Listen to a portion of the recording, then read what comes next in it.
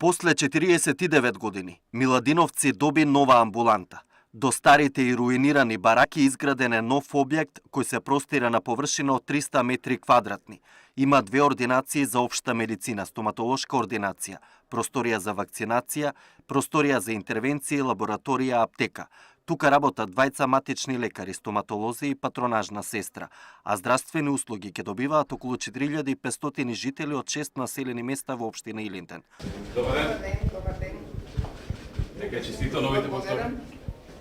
Како сте задоволни? Добро, супер е, одлично. Значи, како што бевме пред тоа во какви услови, сега е преубаво. Вкупната инвестиција за реализација на проектот изнесува 15 милиони денари.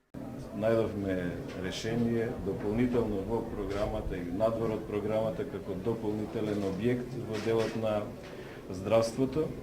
И Уоснова ова не ни беше ветено. не ни беше ветено и ова е дополнително. И ние сме и првата општина како локална самоуправа председателя која што инвестира во објект на здравство со поддршка како трипартитен договор имаме со министерот и со здравствен дом Скопје. Почнавме таква форма, Министерство, Здравствено Скопје и општината. И сега пробуваме да ја прошириме и на други општини. Сите парципираат, да, сите малку и да се направи. Многу ги искаш. Одлично. Лидерот на ВМРО ДПМН Никола Груевски за време на посетата на општина Илинден присуствуваше и на пуштање во употреба на фекална канализација со пречистителна станица, со капацитет за приклучување на 330 домаќинства, односно за 1250 жители. Вредноста на овој проект е 30 милиони денари. Кој месец отприлика ќе биде Марино? До ваква пречистителна станица?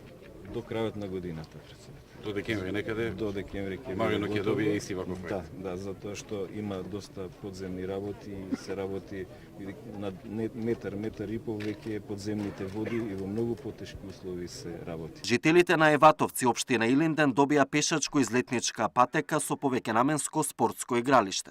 Одлично направено. Ја не го знам ова место вака. Во вакви зани. Ај Ватовци, јас го знам, садевме дрвца таму на ден на дрвот. Да. Ова е нешто друго, култивизирано, урбанизирано. Пешачка патека, спортско игралиште. Манастир се гради, скали сте направиле догоре. Одличен поглед. Нека Скопје. И имаме уште една црква и перспективно е председател. Проектот за патеката заедно со повеќенаменското спортско игралиште изнесува 7 милиони денари.